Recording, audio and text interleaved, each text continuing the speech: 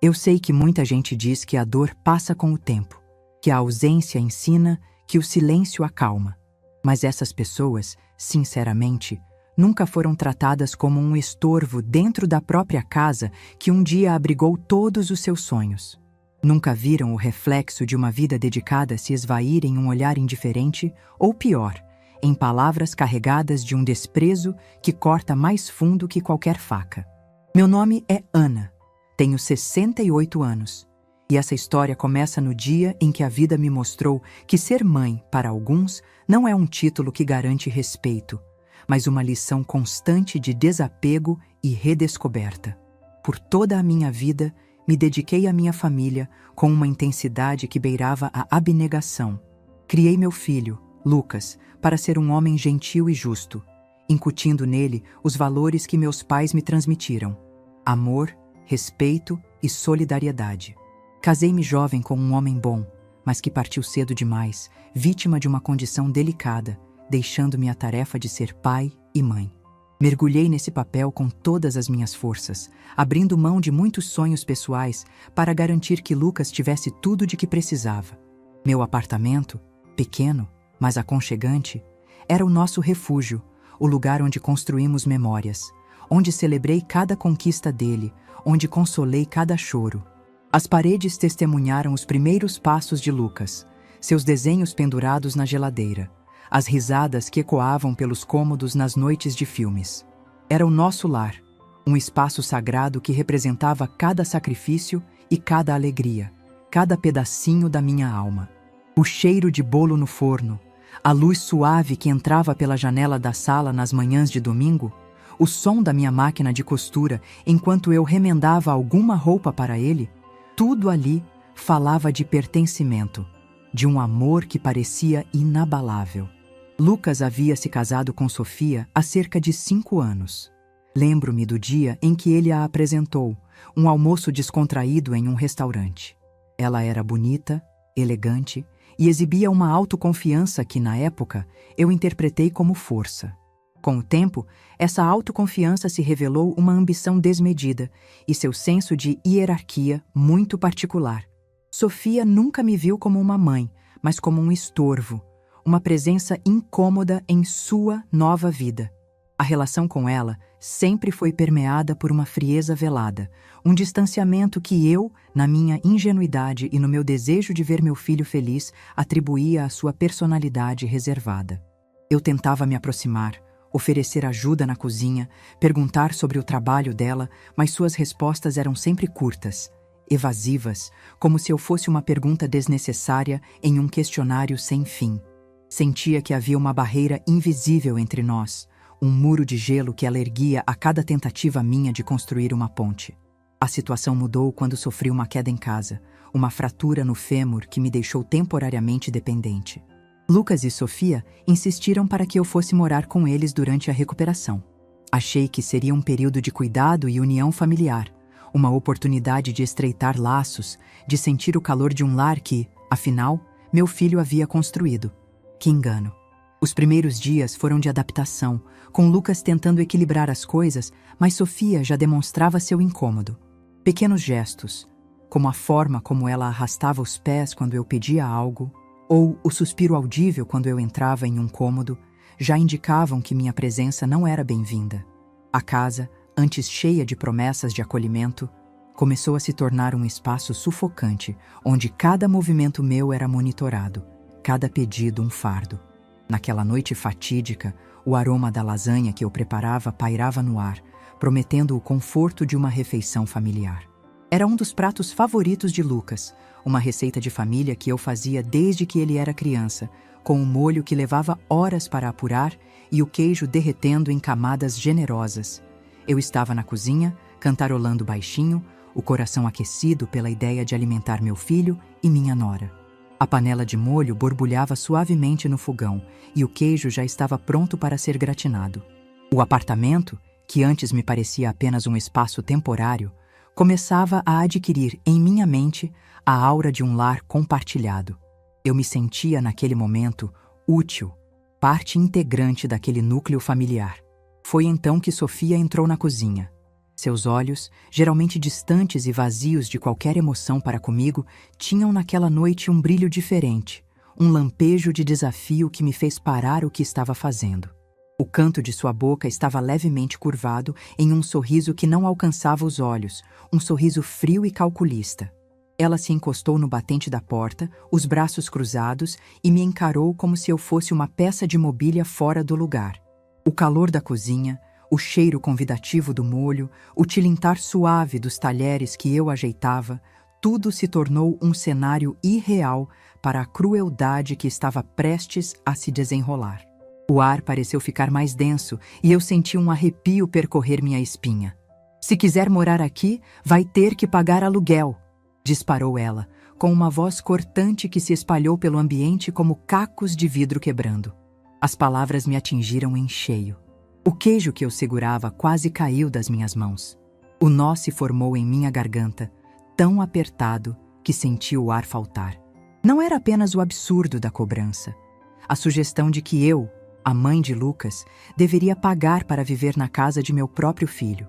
Era a forma como foi dita, a humilhação explícita de ser tratada como uma intrusa, uma hóspede indesejada, uma peça descartável na casa do meu próprio filho, a quem eu havia dedicado uma vida inteira. Eu havia vendido meu apartamento para ajudá-los a dar a entrada naquela mesma casa, um sacrifício que ela, aparentemente, havia convenientemente esquecido. Eu me senti minúscula, invadida, como se cada fibra do meu ser estivesse sendo atacada. O som do molho borbulhando no fogão pareceu se tornar ensurdecedor, zombando da minha ingenuidade. Minha cabeça girou. Procurei por Lucas, que deveria ser meu porto seguro, meu defensor. Mas ele estava em silêncio no quarto, alheio ou talvez, e a ideia me gelou por dentro, conivente com a situação. O silêncio dele era um golpe tão doloroso quanto as palavras dela. Os laços familiares que eu acreditava serem inquebráveis se romperam ali, naquele instante, transformando-se em fios soltos de uma tapeçaria desfeita. Eu me dei conta, naquele momento, que não era mais a matriarca, a mãe amada. Eu era um fardo, uma presença inconveniente que precisava ser monetizada, descartada. Respirei fundo, tentando conter as lágrimas que ameaçavam rolar pelo meu rosto. O cheiro da lasanha, que antes me trazia conforto, agora tinha um gosto amargo na boca. Minhas mãos tremiam, mas eu mantive a compostura. Com um gesto que foi tão prático quanto simbólico, estendi a mão para o fogão e, sem tirar os olhos de Sofia, desliguei o fogo. O chiado suave da panela silenciou, assim como a esperança que eu ainda nutria por aquele lugar. Minhas pernas, ainda doloridas da queda, me levaram em silêncio para fora da cozinha. Eu não disse uma palavra, não reagi, não dei a ela a satisfação de me ver desabar. O silêncio era a minha única arma, a minha dignidade inegociável. Naquele instante, enquanto saía da cozinha, eu compreendi que aquele momento representava o fim de uma fase da minha vida e o início de uma nova realidade. Não era apenas o fim do jantar, mas o fim da ilusão de que eu tinha um lugar garantido ali. O peso daquela cena se instalou em meu peito, pesado e frio, um bloco de gelo que se derreteria em lágrimas e reflexões nos dias que viriam. Mas, por enquanto, o que restava era a certeza de que eu não poderia mais ficar. Minha infância como mãe dedicada havia chegado ao seu ponto final, e o próximo capítulo da minha vida, eu sabia, seria escrito por mim, e apenas por mim. Ainda sinto o gosto amargo da lasanha que não foi comida, um sabor que se misturou à humilhação e à dor daquela noite. Cada passo para fora da cozinha, para fora daquele apartamento que um dia considerei o lar do meu filho, ecoava com o peso de uma vida dedicada, de um amor não visto. Nos anos que se seguiram, o peso dessa rejeição me corroeu por dentro. As memórias de sacrifícios não reconhecidos se empilhavam, como fotografias antigas que revelavam uma história de abnegação da qual eu me arrependia amargamente. Eu havia me dedicado a Lucas com uma intensidade que poucas mães conseguem. Lembro-me das noites em claro, sentada ao lado da cama dele, com a mão em sua testa, monitorando a febre alta que teimava em não ceder. As horas passavam arrastadas, e eu me sentia exausta, mas a cada respiração suave que ele dava, um alívio percorria meu corpo. Quando ele estava gripado, meu único desejo era que ele se sentisse confortável, mesmo que isso significasse passar a noite em claro, oferecendo-lhe água e compressas frias. Eu cantava baixinho para ele dormir, contava histórias, inventava mundos de fantasia para afastar o medo e a dor. Aquelas noites, regadas a chás e orações silenciosas, eram a personificação do meu amor incondicional. Meu próprio sono, meu próprio cansaço, eram secundários. Ele era a minha prioridade, a minha única razão de ser. Não foram poucas as vezes em que recusei oportunidades de trabalho, promoções que poderiam ter mudado minha vida financeira e me proporcionado uma carreira mais sólida. Havia um emprego em outra cidade, com um salário muito melhor, mas significaria deixar Lucas com a avó, e eu não queria perder nenhum momento de seu crescimento. Escolhi ficar, optando por trabalhos que me permitissem estar presente nas reuniões da escola, nos jogos de futebol, nas peças de teatro. Acompanhava cada etapa de sua vida, cada conquista, cada tropeço. A educação dele era minha prioridade máxima. Abri mão de viagens, de cursos que sonhava em fazer, de momentos de lazer que poderiam ter me preenchido. Via minhas amigas viajando, explorando o mundo, e eu me contentava com as pequenas alegrias do dia a dia, sabendo que estava ali, firme e forte, para o meu filho. Aquelas escolhas, feitas com o coração cheio de amor, pareciam naquele momento as mais corretas. O maior sacrifício, no entanto, foi a venda do meu próprio apartamento. Aquele pequeno, mas aconchegante espaço, cheio de memórias de uma vida a dois com meu falecido marido, e depois, os primeiros anos da minha maternidade. Era o meu porto seguro, o meu refúgio, o único lugar que eu realmente chamava de meu. Quando Lucas e Sofia decidiram comprar a casa dos sonhos, faltava uma quantia considerável para a entrada. Lucas veio me procurar, os olhos cheios de esperança, e eu, sem hesitar, ofereci o que tinha de mais valioso: meu lar. "Mãe, essa é a nossa chance", ele disse com uma empolgação que me derreteu o coração. Eu não via aquilo como um sacrifício, mas como um investimento na felicidade do meu filho. Abracei a ideia com a pureza de um amor que não mede consequências. Assinei os papéis, vi as caixas serem empilhadas, os móveis serem levados. A sensação de vazio ao ver meu apartamento, cheio de memórias, sendo desocupado, era palpável. Mas eu me consolava pensando que a minha felicidade estaria na alegria de Lucas. O apartamento que eu havia vendido para ajudá-los a dar a entrada naquela mesma casa, que um dia eu considerei um presente de amor, agora se tornava a moeda de troca para a minha humilhação. Sofia, desde o início, parecia ter uma aversão sutil à minha presença. Pequenos gestos, olhares de canto de olho, uma frieza que parecia calcular cada palavra. Eu tentava me aproximar, oferecer ajuda na cozinha, perguntar sobre o trabalho dela, mas suas respostas eram sempre curtas, evasivas, como se eu fosse uma pergunta desnecessária em um questionário sem fim. Lembro-me de uma vez, eu estava arrumando a sala, e ela entrou, me olhando como se eu estivesse invadindo um espaço sagrado. "Não se preocupe, eu mesma faço", disse, com um tom que não era de gratidão, mas de repulsa.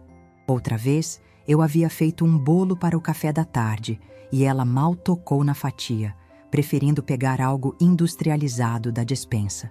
Eram detalhes, eu sei, mas a soma desses pequenos desprezos construiu uma parede invisível entre nós, um muro de gelo que ela erguia a cada tentativa minha de construir uma ponte. O distanciamento de Lucas era ainda mais doloroso. Ele estava cada vez mais ausente, imerso em seu casamento e parecia alheio ao sofrimento de sua mãe. As conversas se tornaram superficiais, os abraços apressados.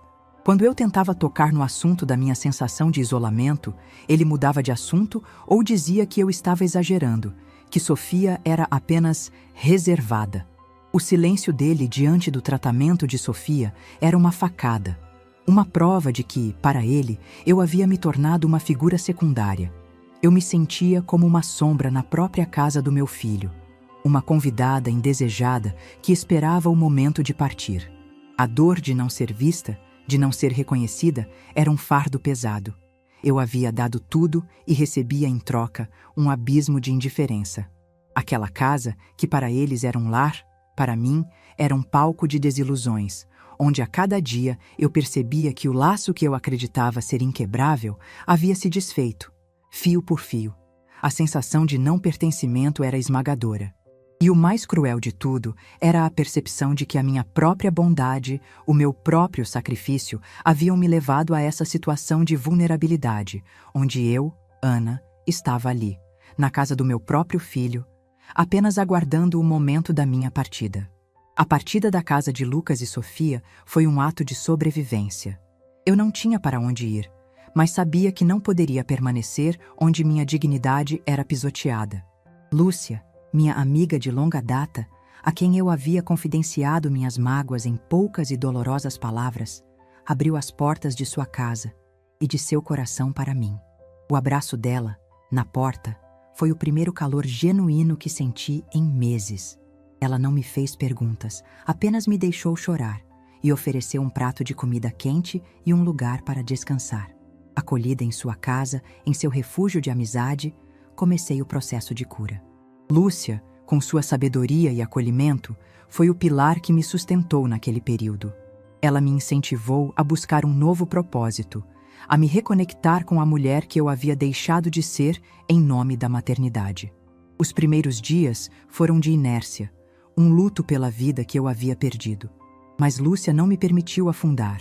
Ela me levou para caminhar no parque, me convidou para cozinhar juntas, me apresentou a um grupo de voluntariado em uma instituição que cuidava de idosos. Aos poucos, a tristeza cedeu lugar a uma faísca de curiosidade, de vontade de viver. Eu me reconectei com hobbies que havia deixado de lado, como a pintura e a leitura de romances. Comecei a frequentar aulas de cerâmica, onde a argila moldava não apenas vasos e esculturas, mas também a minha própria alma. A cada peça criada, eu sentia um pedacinho da minha identidade, antes soterrada, ressurgir. Era como se a Ana que eu conhecia, a mulher independente e sonhadora, estivesse vindo à tona novamente, depois de anos de esquecimento. Foi nesse processo de redescoberta que a teia invisível do destino começou a se tecer. Em uma das aulas de cerâmica, conheci Ricardo. Ele era um homem charmoso, de olhos gentis e um sorriso fácil. Ricardo, um empresário bem-sucedido e divorciado, também buscava refúgio na arte, uma forma de preencher o vazio de uma vida dedicada ao trabalho. Nosso primeiro contato foi casual, um comentário sobre a textura da argila, uma risada compartilhada sobre um vaso que desmoronou. Com o tempo, as conversas se tornaram mais profundas e descobrimos uma afinidade surpreendente. Ele me via, me valorizava e ouvia minhas histórias com uma atenção que eu não recebia há muito tempo. Ele me trouxe de volta a leveza, a alegria de viver, a sensação de ser desejada e amada por quem eu realmente era. Com Ricardo, eu podia ser eu mesma, sem máscaras, sem a necessidade de provar meu valor. A cada encontro, a cada conversa, eu sentia uma parte de mim florescer novamente. Era um amor maduro, construído sobre o respeito mútuo e a admiração. Enquanto eu florescia, Sofia, alheia à minha nova vida, continuava a cultivar sua arrogância. Ela me ligava ocasionalmente para falar sobre Lucas, mas nunca demonstrava qualquer preocupação genuína comigo. Suas conversas eram sempre superficiais, focadas em seu trabalho e em suas ascensões. Ela se gabava de seu sucesso profissional, de como estava crescendo na empresa, do reconhecimento que recebia de seus superiores. Eu ouvia em silêncio, sem revelar detalhes da minha própria vida. Ela nunca perguntou onde eu estava morando, se eu estava bem ou como eu estava me recuperando da queda.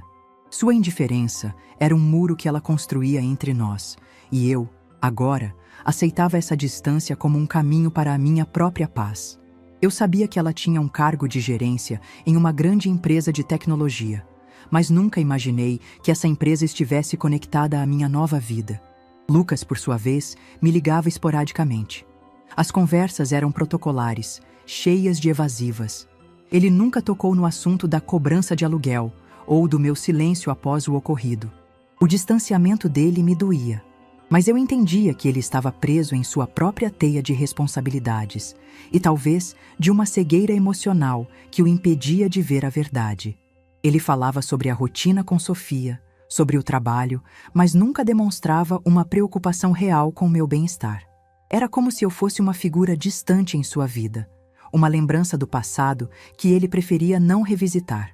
O tempo passou, e a minha vida com Ricardo se solidificou. Descobri que ele era o fundador e CEO de um conglomerado de empresas, um homem influente e respeitado no mercado.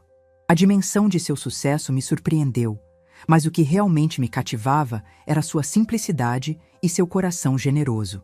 Ele me apresentou a seu círculo de amigos, a eventos sociais, a um mundo que eu, na minha vida dedicada à maternidade, nunca havia explorado. Era uma vida de plenitude, de risadas, de cumplicidade. Sofia, em sua bolha de egocentrismo, não fazia ideia de que o velho rico que eu estava namorando era, na verdade, seu chefe. Ela nunca imaginou que o homem com quem eu compartilhava minha vida era aquele que detinha o poder sobre seu futuro profissional. A ironia do destino estava se desenrolando silenciosamente, como uma teia invisível que se fechava.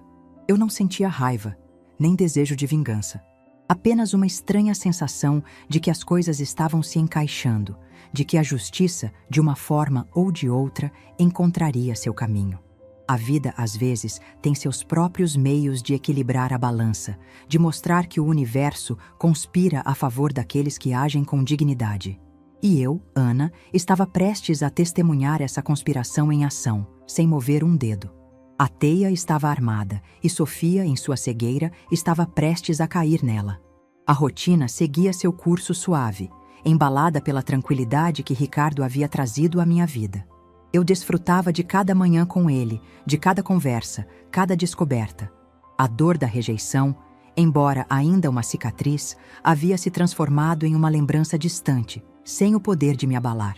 Eu estava em meu novo apartamento, um espaço que aos poucos se tornava um lar, refletindo minha própria essência e minha liberdade recém-descoberta. O telefone tocou, e o nome de Lucas brilhou na tela. Atendi com uma ponta de surpresa, pois seus contatos eram cada vez mais raros.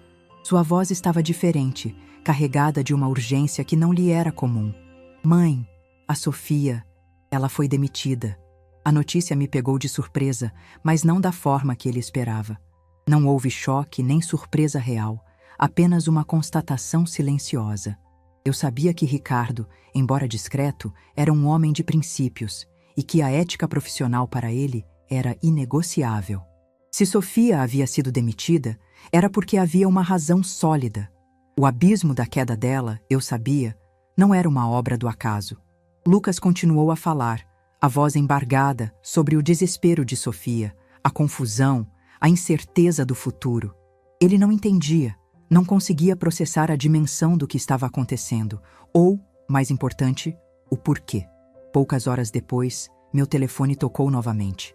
Era Sofia. Sua voz, antes carregada de altivez, agora tremia. Ana, eu preciso da sua ajuda. Por favor. Eu, que sempre fui a figura a ser ignorada, a quem se cobrava aluguel no próprio lar do filho, agora era a última esperança dela. A ironia era cruel, mas não havia triunfo em meu coração, apenas uma curiosidade silenciosa sobre o que ela faria a seguir. Combinamos de nos encontrar em uma cafeteria discreta, longe dos olhos de Lucas. Quando Sofia apareceu, seus olhos estavam inchados, o cabelo desgrenhado e as roupas, antes impecáveis, pareciam jogadas sobre seu corpo. O desespero estava estampado em cada linha de seu rosto. Ela mal conseguiu me cumprimentar, os lábios tremendo. Meu emprego? Eu perdi tudo, Ana. Eu não entendo. Eu era tão boa no que fazia, tão dedicada. Sua voz se embargou. E ela começou a chorar. A mulher que havia me humilhado estava ali, desabando na minha frente, pedindo ajuda à figurante. Eu a ouvi em silêncio, deixando que o tempo corresse, que o peso de suas palavras se acomodasse no ar. Não havia raiva em mim, apenas uma distância tranquila, quase clínica. Quando ela se acalmou um pouco, o suficiente para me olhar nos olhos, eu decidi que era a hora. Com a voz calma, sem qualquer traço de emoção excessiva, apenas a clareza de quem sabe a verdade, eu disse: Sofia, o Ricardo, o homem com quem eu estou namorando, Ele é o seu novo chefe. O impacto daquelas palavras foi instantâneo. Seus olhos se arregalaram, a cor sumiu de seu rosto e a respiração ficou presa em sua garganta. Ela piscou, tentando processar a informação como se eu tivesse acabado de proferir uma língua desconhecida. Eu vi a ficha caindo em seu olhar, a compreensão se espalhando como uma mancha escura. O choque era evidente, a humilhação ainda maior. A arrogância que a acompanhava como uma segunda pele se desfez diante dos meus olhos. Ela tentou falar, mas as palavras não saíam, apenas um murmúrio incoerente. Eu não disse mais nada. Não houve sermão, não houve cobrança, não houve a satisfação de um "eu te disse". O silêncio era a minha arma mais potente. Deixei que a verdade, simples e nua, se instalasse entre nós. O peso da revelação era dela, não meu. Sofia, humilhada e sem mais argumentos, se levantou abruptamente. Suas pernas vacilaram por um instante e ela se apoiou na cadeira. Seus olhos, antes cheios de súplica, agora carregavam uma mistura de vergonha e choque. Sem mais uma palavra, ela saiu da cafeteria, deixando para trás o rastro de sua própria queda. Eu a observei partir, sem pressa, sem histeria. Sentei-me, o chá à minha frente já frio, e refleti sobre a justiça tácita. Não havia necessidade de vingança explícita. As consequências das ações dela, o destino, haviam agido por si só. Eu não movi um dedo para prejudicá-la, apenas vivi a minha vida, buscando a minha própria felicidade. E, ao fazer isso, o universo se encarregou de realinhar as coisas. Aquele encontro marcou a ruptura definitiva para mim. A partir daquele momento, o ciclo de exploração emocional estava quebrado. Eu não era mais a Ana que se sacrificava por um amor não correspondido, nem a mãe que implorava por reconhecimento. Eu era a mulher que havia encontrado sua própria força, sua própria dignidade. A paz que me preenchia não vinha de uma vitória sobre Sofia, mas da minha libertação. A força estava na calma e na clareza da minha escolha. Eu não seria mais usada, nem negligenciada. A justiça não se fez com gritos ou acusações, mas com o silêncio e a firmeza de quem sabe seu valor. E naquele dia, eu soube. O sol da manhã, suave e dourado, entrava pela janela do meu novo apartamento, iluminando cada canto da sala. Respirei fundo, sentindo o aroma de café recém-passado e a brisa fresca que vinha da varanda. Aquele espaço, agora meu de verdade, era um santuário de paz e liberdade, um testamento visível da minha redescoberta. Os móveis, escolhidos com carinho, as cores nas paredes, a luz que preenchia os cômodos, tudo falava de um recomeço, de uma nova fase onde eu era a arquiteta da minha própria felicidade. Não era um palácio, mas era meu, construído com a dignidade que me custou tanto resgatar. Minha vida ao lado de Ricardo floresceu em um jardim de respeito e cumplicidade.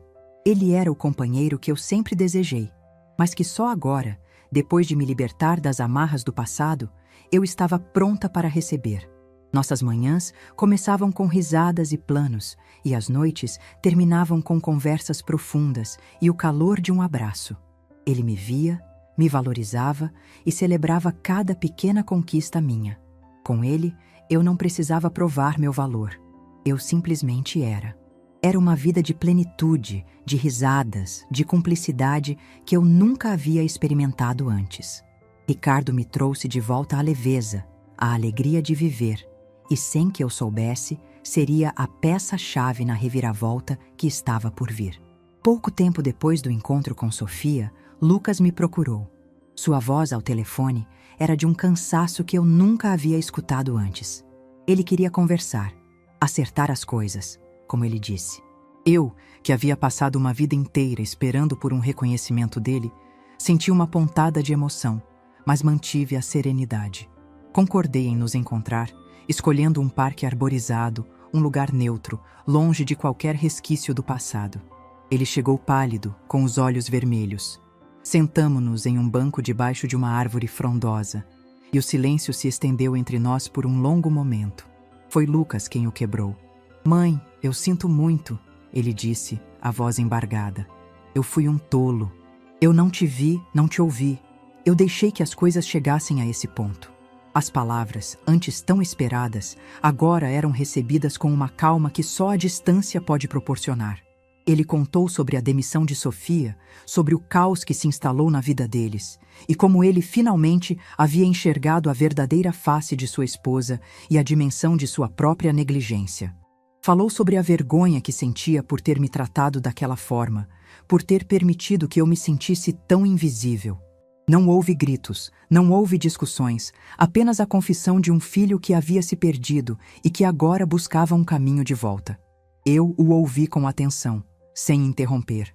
Quando ele terminou, peguei sua mão. Lucas, a dor foi grande e a ferida ainda está ali. Mas a vida me ensinou que o verdadeiro valor não está no que as pessoas nos dão, mas no que permitimos que elas nos tirem. E eu não permito mais que tirem a minha dignidade. Não houve uma redenção fácil, nem um perdão instantâneo. A cura é um processo, e eu sabia que ele precisaria trabalhar muito para reconstruir a confiança.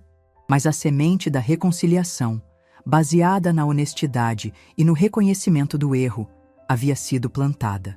Não era a mesma relação de antes, nem poderia ser.